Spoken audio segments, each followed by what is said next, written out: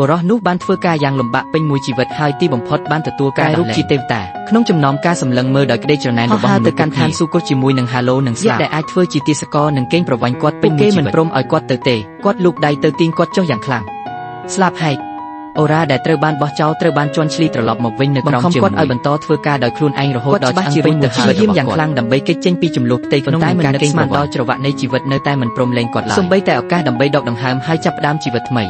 ពួកគេទាំងអស់ត្រូវបានកាត់ផ្តាច់ក្រុមមនុស្សធម្មតាមួយក្រុមថ្ងៃមួយដឹកយក្សឆ្លងកាត់ភ្នំនិងជ្រលងភ្នំផ្លូវនៅខាងមុខគឺជាច្រាំងថ្មចោតដ៏គ្រោះថ្នាក់ពោពេញដោយដែកដែលប្រឡាក់មិនឃើញផ្លូវទៅមុខទេខ្ញុំបានសម្រេចចិត្តដោយស្ទាក់ស្ទើរក្នុងការរើថ្មមួយដុំដើម្បីសាងសង់ស្ពាននឹងអស់រយៈពេលជាច្រើនឆ្នាំហើយមិនដែលធ្វើការអ្វីខ្លាំងនឹងដកដង្ហើមមិនរួចពីដុំថ្មតែមួយដុំប៉ុណ្ណោះស្ថានភាពសោកស្ដាយបរិសុទ្ធស្បែកខ្មៅតូចម្នាក់នៅជើងរបស់គាត់ដែលបានស៊ូទ្រាំដោយអត់ដៃគូរបស់គាត់ត្រូវបានគេកេងប្រវ័ញ្ចឃើញមួយឆ្នាំទៅមួយឆ្នាំស្រពន់និងទេស្អាតដូចជាសាកសពដែលកំពុងបានសម្រេចចិត្តដឹកនាំ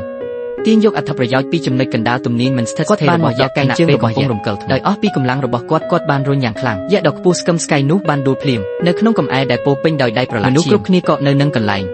ការគៀបសង្កត់ដ៏យូរអង្វែងបានធ្វើឲ្យមនុស្សពិបាកជឿទឹកជ្រោះបានបាក់បែកបែបនោះមនុស្សអាក្រក់ដែលដឹកនាំការបះបោរគឺជាអ្នកដំបូងគេដែលទទួលបានដើរជាន់លើថ្មហើយដើរឆ្ពោះទៅកាន់ច្រាំងទន្លេដែលប្រញាប់ប្រញាល់ឡើងជាហ្វូងភ្លាមប៉ុន្តែថ្មតូចនោះមិនអាចទ្រាំមនុស្សបានច្រើនយ៉ាងនេះទេវាបានប្រេះហើយដួលរំនៅនឹងកន្លែងក្រុមនោះបានដួលភ្លាម